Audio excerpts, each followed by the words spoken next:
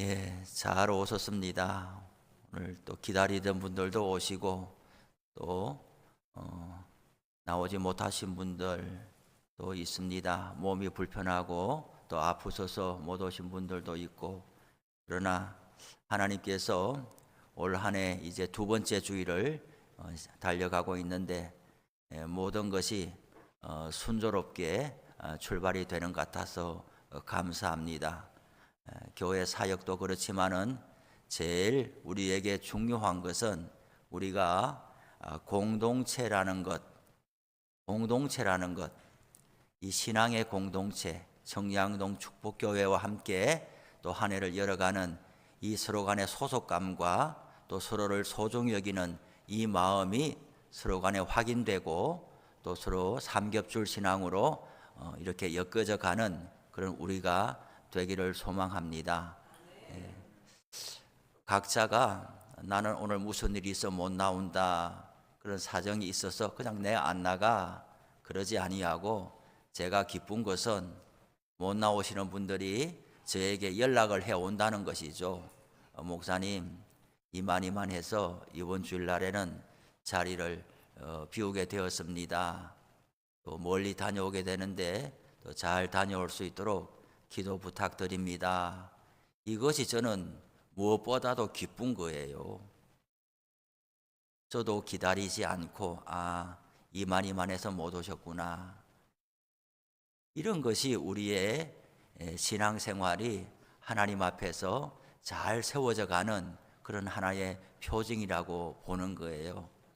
하나님 앞에서도 우리가 선한 목자 되신 주님께서 우리를 알고, 우리는 또 하나님을 알고 어디 가서 뭘 하든지 하나님의 사람으로 살아가게 되는 그런 소속감과 그런 멤버십을 가지고 살아가는 것이 특별히 요즘 시대를 살아가는 우리에게 너무나 필요하고 중요하다고 봅니다. 오늘 성경에 보니까 어떤 가정이 나오는데 어떤 분이 나오는가? 수로보니게 족속이고 헬라인이라는 한 여성이 등장하고 있습니다. 예수님은 무척 사역에 분주하고 바쁘셨습니다. 피곤하고 고단하고 매일같이 바쁘게 사셨는데 오늘 성경에 보니 예수님께서 유대 지역을 떠나서 두로 지방으로 가셨다 그랬어요. 두로 지방은 이방인 지역 아니겠어요? 거기 가서 이제 조금 쉬시기도 하고 아마 또 사역 구상도 하고 그럴 시간을 가지려고 갔나 싶습니다. 한 집에 들어가셨는데 아무도 모르게 하시려고. 예수님도 이럴 때가 있나 봅니다. 사람들이 찾아와서 주의 말씀을 듣고 또 치료함 받고 새 사람 되어서 돌아가는 모습을 예수님께서 기뻐하시고 이 일을 위하여 이 땅에 오셨음에도 불구하고 때로는 조용한 시간을 보내고 싶은 그런 때가 있으신가 봅니다.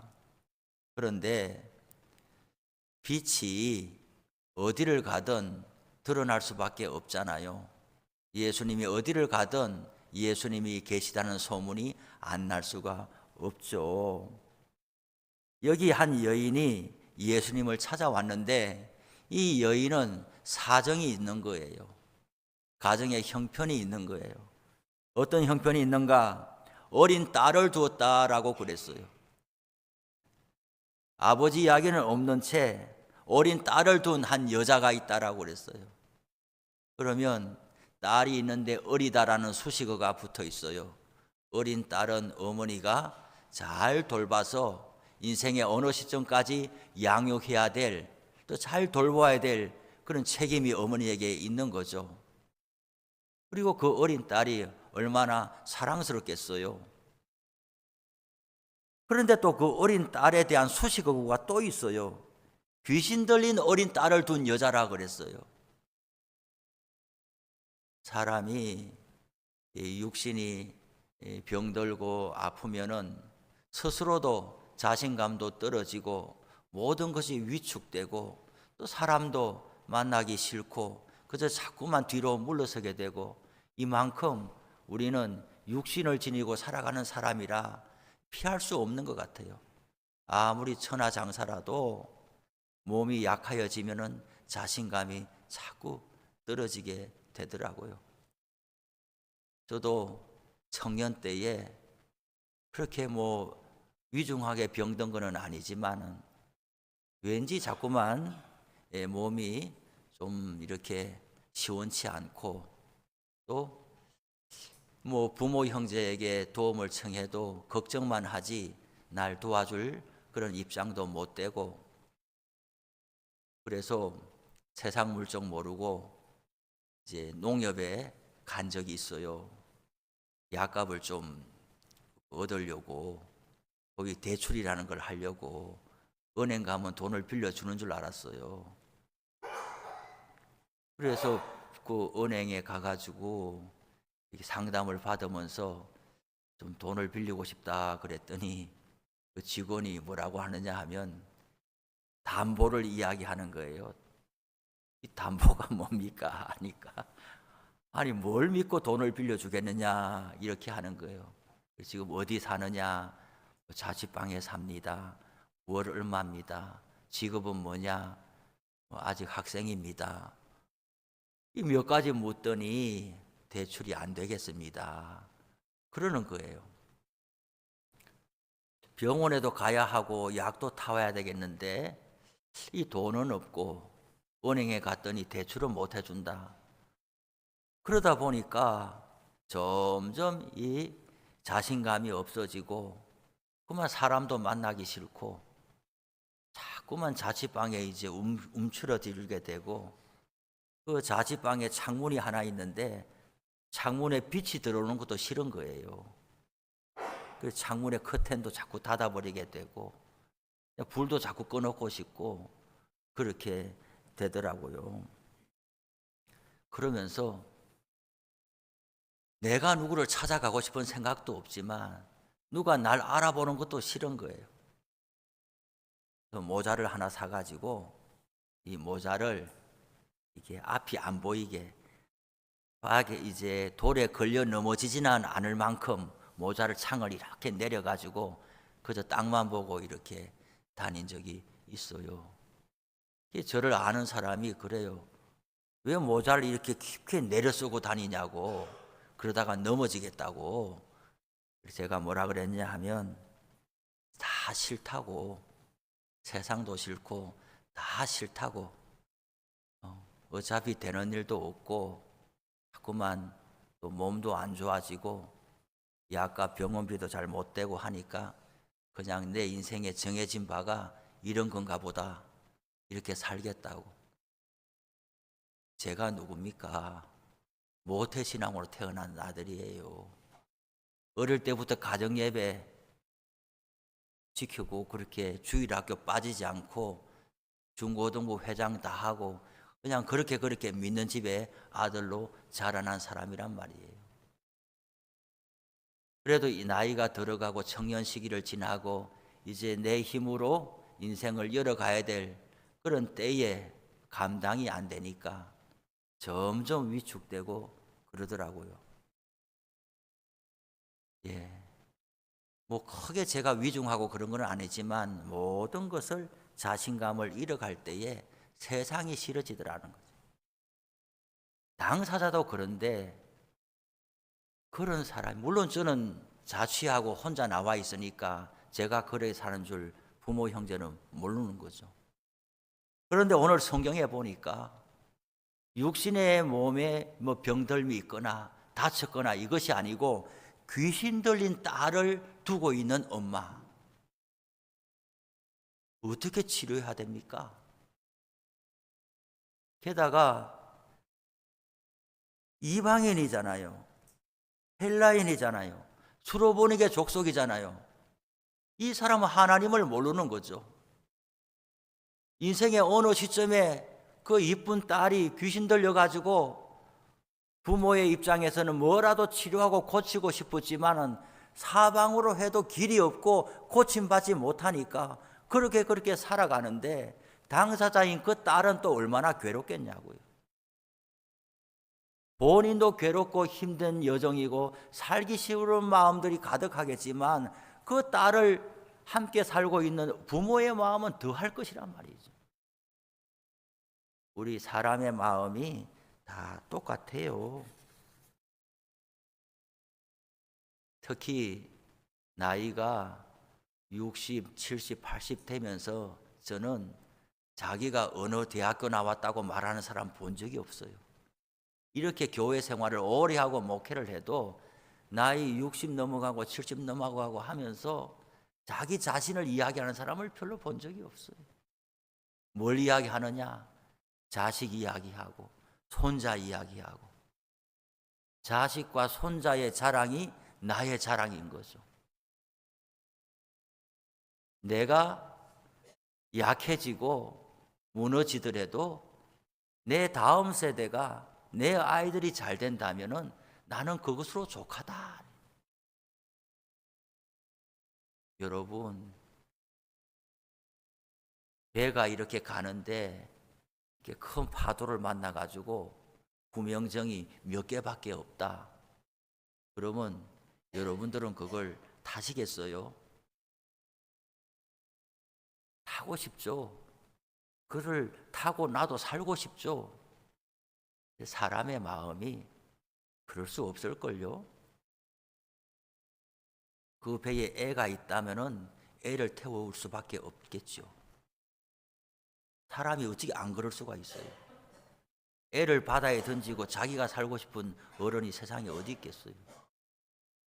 부모하고 자식이 있다면은 자식을 살게 만들고 싶지, 자식을 던져버리고 내가 살아야 되겠다, 그런 부모가 어디 있겠어요?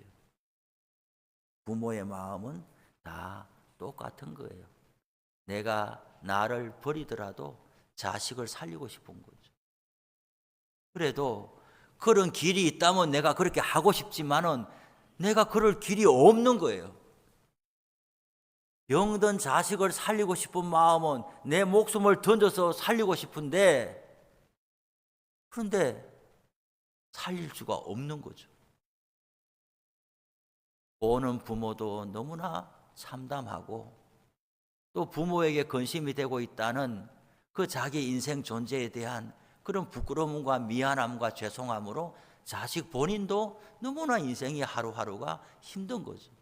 그런 가족 공동체, 한 집에 사는 가정을 한번 생각해 보시라는 거예요. 오늘 성경에 보니까 그것만이 아니라 귀신 들린 어린 딸을 둔 한 여자가 나오는데 거기 앞에 수식어구가 또 하나 더 있어요. 그게 뭐냐? 더러운 귀신 들렸다라는 거예요. 귀신이 들린 게 뭐 이쁜 귀신이 어디 있어요? 반가운 귀신이 어디 있어요? 이런 말을 굳이 하지 않아도 귀신 들린 인생이라고 하면 그 자체가 전인격적으로 삶이 피폐해지고 망가지고 인간의 존엄성이 상실되고 사회관계가 다 무너져 내리고 단절되는, 충분히 알 수 있고 짐작이 되는데 오늘 성경은 더러운 귀신 들린 딸을 둔 여자라고 나오는 거예요. 성경이 굳이 이렇게 표현하는 이유는 그 인생이 사실상 길이 없는 인생이라는 것을 말해주고 있는,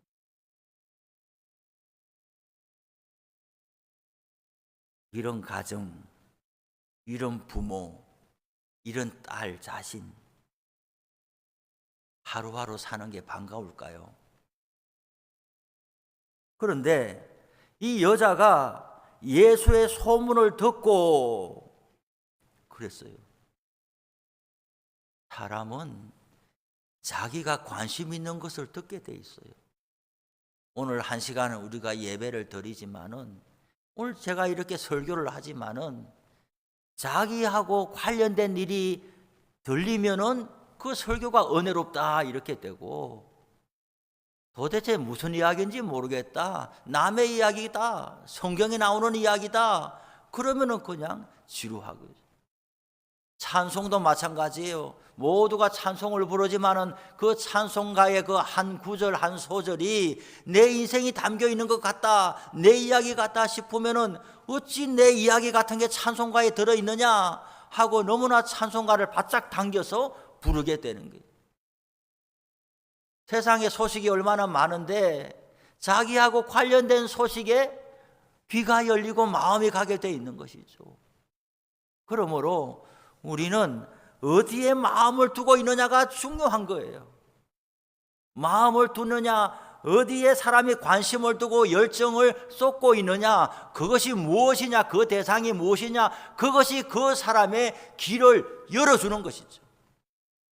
길이 열린다, 목적이 분명하면 길이 열린다라고 제가 말씀을 드리는데, 어떤 목적과 소원함이 있느냐에 따라서 하나님이 미리 이미 예비하시고 열어두신 길이 보이기도 하고 안 보이기도 하는 거예요.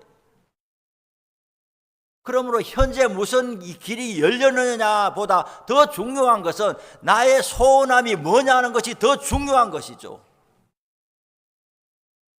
내가 올 한 해 하나님 앞에서 신앙생활을 잘 해봐야 되겠다 결심을 단단히 세우면 하나님이 잘 할 수 있도록 도처의 길을 예비해 주신 것이 보이고 들린단 말이죠. 내가 이렇게 세상도 싫고 살기도 싫고 사람도 싫고 그저 그냥 이렇게 살아가다가 죽고 말 거다, 이런 낙담하고 패배적인 마음을 가지면 세상에 들리는 소식도 전부 그런 그늘지고 근심드는 소식밖에 안 들리는 거예요. 그것만 세상에 있는 소리는 아니지만은 내가 귀담아 들리는 것은 그것만을 붙잡게 되는 것이죠. 그러므로 사람이 중심에 어떤 생각의 지향점과 목적을 가지고 있느냐가 그 사람의 인생의 길이 열려지게 되는 것이에요. 이런 형편에 있지만 이 여인은 남들이 뭐라고 하든지 간에 내 딸은 내 딸인 거예요. 만약에 어떤 사람이 이렇게 말하면 되겠어요? 정말 이 여자를, 이 부인을 아낀다. 야, 넌 딸에게 평생 매여가지고 네 인생도 망쳐버리겠다. 이렇게 이야기하면은 그 여인을, 그 부인을 위하는 말이겠습니까? 이렇게 해라, 이렇게 해라 하고 조언을 해주고 처방해 주는 것이 그 부인에게, 당사자에게는 엄청나게 마음에 큰 고통을 주는 말이 될 것 아니겠어요? 사람이 그 사람 당사자의 입장이 되지 않고서는 잘 모르는 거예요.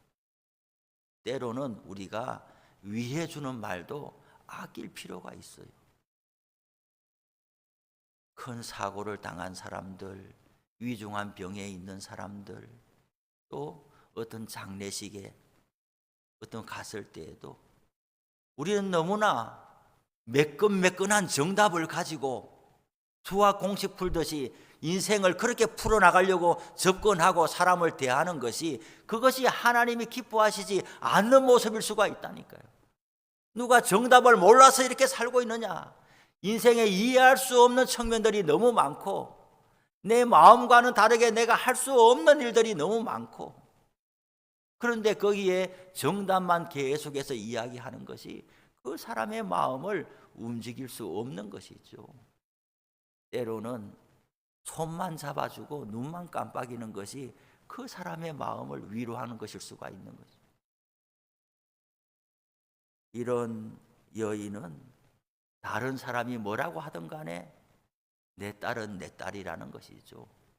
병이 들어도 내 딸이고 귀신 들려도 내 딸이고, 온 동네 사람이 저 집안에 가면 귀신 붙는다 이렇게 하면서 그 집안에 가지도 않고 상종도 아니하고 그래도 내 딸은 내 딸인 것이. 남들이 볼 때는 차라리 그 딸 없는 게 낫겠어 이렇게 매정하게 말할지 모르지만 나는 그럴 수가 없다는 것이죠. 그것이 어머니의 마음이다.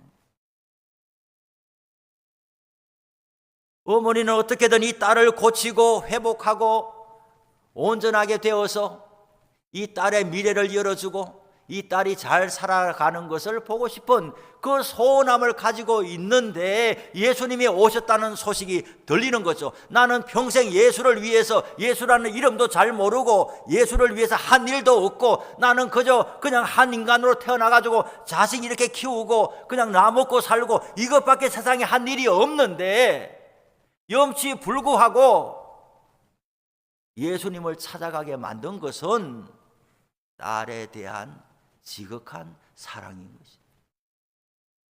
곧 와서 그 발 아래에 엎드리니라고 그랬어요.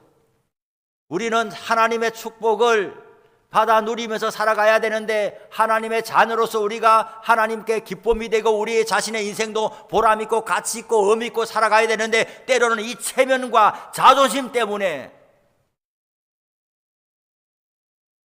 더 나아지지 못한 인생을 사는 경우가 많아요. 교회에서도 그렇고 사람 간의 관계에서도 그렇고 체면 깎이는 것 때문에 내 명성에 도대체 내가 뭔데? 도대체 내가 뭔데 내 이름 깎이는 것이 그렇게 싫으냐 말이죠. 내가 뭔데 나에게 그 자존심이 그렇게 중요하냐 말이죠. 자존심과 체면이 정말 중요한 사람들은 정말 내 마음을 온전히 쏟아버려도 될 만한, 내 자존심을 10개나 버려도 상관이 없는 그런 귀한 가치와 사랑을 아직 발견 못했다라고 볼 수 있어요. 자식을 대할 때도 이 자식이 잘 될 때는 내 아들 내 아들, 그런데 자식이 뭔가 나에게 도움이 안 되고 용돈도 잘 보내도 오지도 않고 사업도 잘 안 되고 뭐 이렇게 되면은 그만 설거머니 그 전까지는 온 동네 사람들한테 내 아들 막 이야기하다가 내한테 도움이 안 되면은 그만 내 아들 이야기 누가 물어도 그저 그렇다 이렇게 이야기를 하고 말이죠. 자기를 버려서 자식을 살게 만드는 것이 아니라 자식을 이용해가지고 자식 때문에 내가 살고 경제 도움 받고 자식 때문에 내 이름 내고,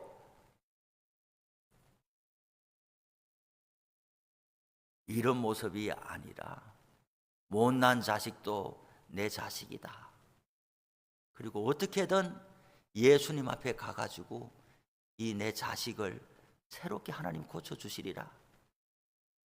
만약에 그것만 된다면 내가 예수님의 발 아래 엎드릴 뿐만 아니라 더 엎드린다고 한들 나는 괜찮다. 내가 이렇게까지 해야 되냐? 이렇게까지 기도해야 되냐? 내가 저 자식이 아니었더라면 나는 그래도 괜찮게 폼내고 살 수 있는데, 내가 저 자식을 내가 낳아가지고 이렇게 울며 불며 주님 앞에 매달리고 이렇게 살아야 되느냐?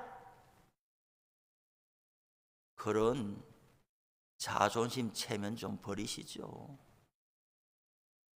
그거 하나님이 기뻐하지 않습니다.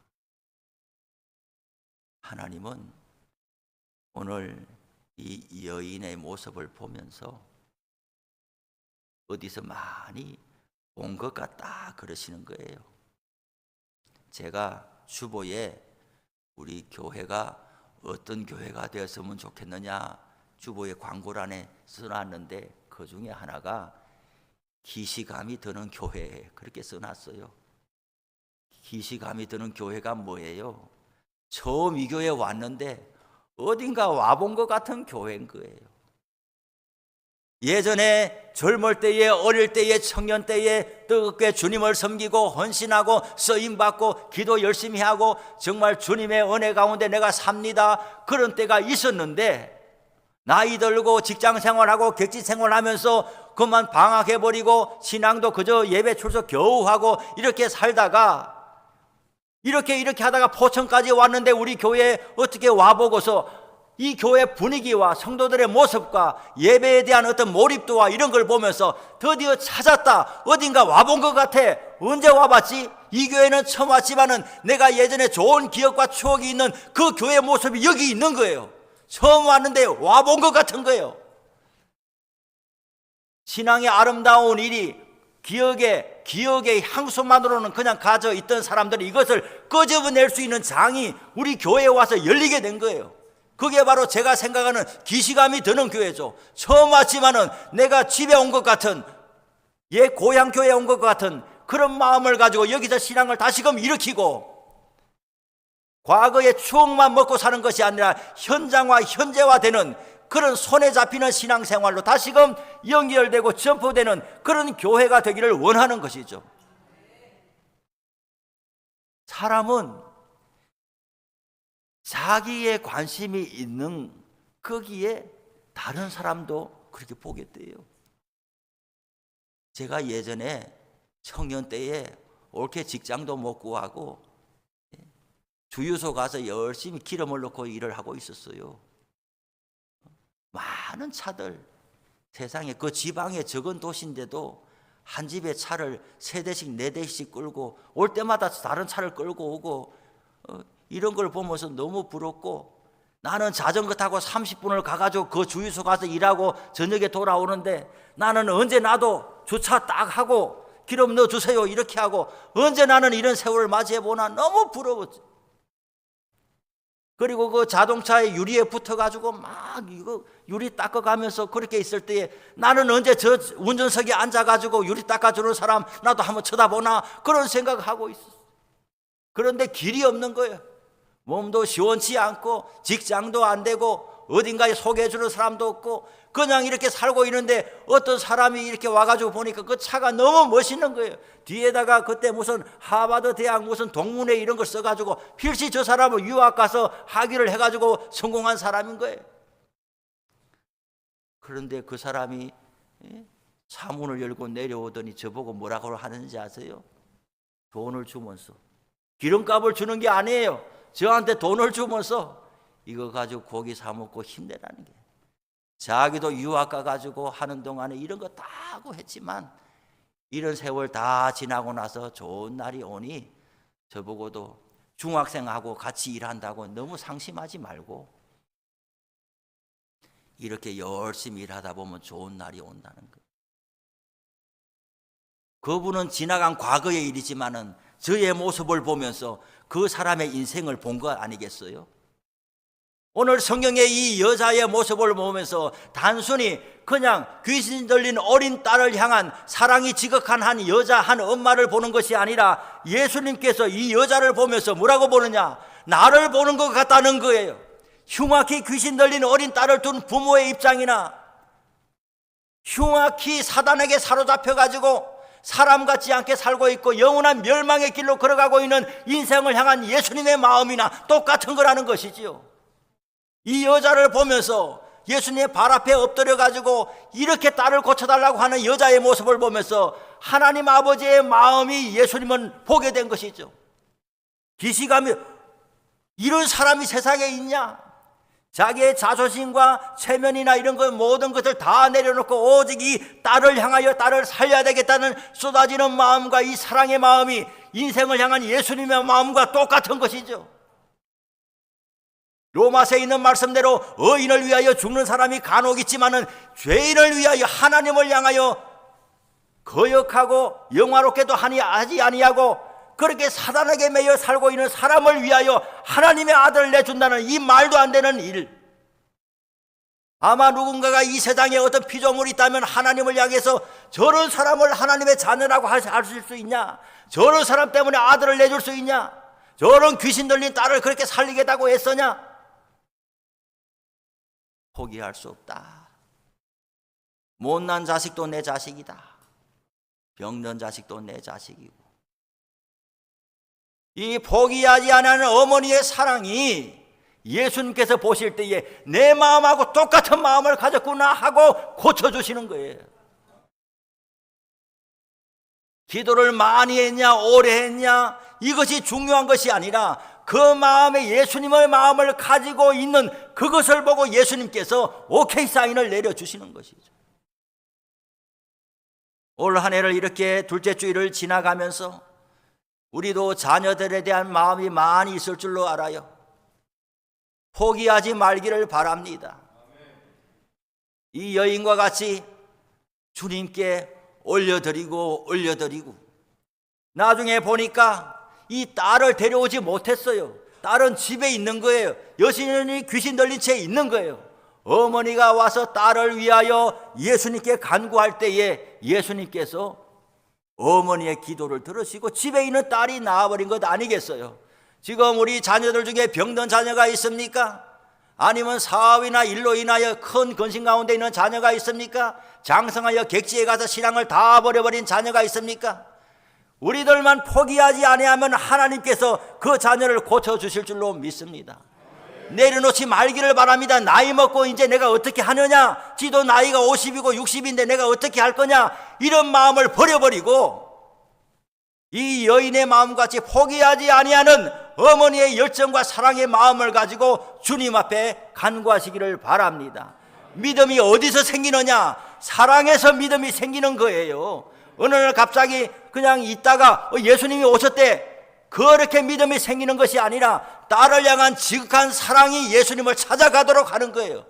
자존심과 체면과 이런 것을 극복할 수 있는 마음이 어디서 생기느냐? 사랑에서 그 마음이 생기는 거예요. 우리는 우리 교회가 훌륭한 교회가 되기를 원합니다. 우리의 육신의 자녀들에 대해도 그들이 어떤 모습이든지 간에 일반 세상 사람 같으면 자녀를 부끄러워하겠지만은, 그러나 우리는, 우리 교회 사람들은 세상 사람들이 그런 눈으로 바라볼지라도 우리의 자녀를 사랑하고 끝까지 하나님께 올려드리는 그런 이 여인의 마음과 같은 마음을 가지기를 바라고, 우리가 육신으로 낳지는 않았지만은, 우리하고 육신적으로 남이지만은 이 지역 가운데, 이 포천시 가운데, 유교리 가운데 하나님께서 우리에게 맡겨주신 영적인 후손들이 많이 있을 거란 말이죠. 육신으로는 관계없지만 신앙으로 봐서는 우리가 영적인 어머니의 마음을 가지고 수로보니의 여인과 같은 마음을 가지고 감당해야 될 사람들을 하나님이 우리 가운데 가까이 두시고 붙여 오셨다고 저는 믿는 거예요. 어머니의 마음을 가지지 않는다면 우리 교회가 여기에 왜 서 있는 것인가? 육신적으로 내 자식 문제만 실험할 것 같으면 우리가 정말 예수 믿는 사람이라고 할 수가 있느냐? 우리는 당연히 이 여인과 같은 내 자식, 내 가족, 내 생업의 문제 간절히 올려드려야 되지만은 거기에만 머물 것이 아니라 하나님 앞에서 우리에게 붙여주신 영적인 어미의 마음을 가지고 올 한 해 교회를 섬기고 우리의 신앙을 감당해 가면 하나님께서 우리에게 오늘 이 말을 하였으니 돌아가라, 귀신이 네 딸에게서 나갔느니라, 이런 소식이 우리에게 있을 줄로 믿습니다. 제가 이제 이 교회에 목회하는 동안에 저의 기쁨과 보람이 뭐겠습니까? 제 기쁨과 보람이 뭐겠습니까? 성도들 가정에 좋은 소식들이, 하나님이 도와주시는 소식들이, 낙심한 영혼이 일어서는 모습이, 불신 가운데 있는 가족들이 돌아오는 소식이, 그리고 자녀들의 모습 속에서 다시금 소생케 하는 소식들을 듣는 것이 저의 기쁨이에요. 이것이 저의 기쁨이 되지 못한다면 제가 왜 목사겠느냐는 것이죠. 우선적으로는 제가 우리 교회 성도들이 주 안에서 잘 성장하고 자라고 변화받는 것이 저의 1차적인 소원인 거죠. 수로보니게 여인이 1차적으로는 자기 자식 딸이 낳아야 되는 거예요. 우선적으로는 자기 자식이 낳아야 되는 거예요. 복을 받아야 되는 거예요.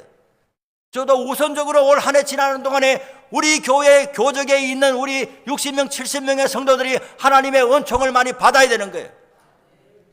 궁핍함이 면하여지고 육신의 건강이 회복되고 신앙적으로도 깨우침이 있고 변화받고 충격을 받고 새 사람이 되고 정말 살아있는 것이 반응을 하는 것처럼 살아있으면 반응하게 돼 있고 생명력이 있게 되는 것인데, 사람은 살아있으나 죽은 것 같이 몸이 건조하고 교회도 그렇게 정말 적막한 공기가 흐르는 그런 교회가 아니라 살아있으면 반응을 하게 돼 있으니까 이런 생명력 있는 교회가 우선적으로 우리 교회 가운데 일어나기를 소원하는 것이죠. 이제 두 번째 주일 지나가는데 올 한 해 지나는 동안에 이런 하나님의 은총이 우리 모두 가운데 있으시기를 바랍니다. 기도하겠습니다. 하나님 아버지 감사합니다. 오늘도 두 번째 주일을 지키면서 이 수로보니게 여인의 딸을 향한 그 지극한 사랑이 우리 인생을 향한 예수님의 마음이고 예수님의 사랑이고 예수님의 헌신인 것을 보게 되었습니다.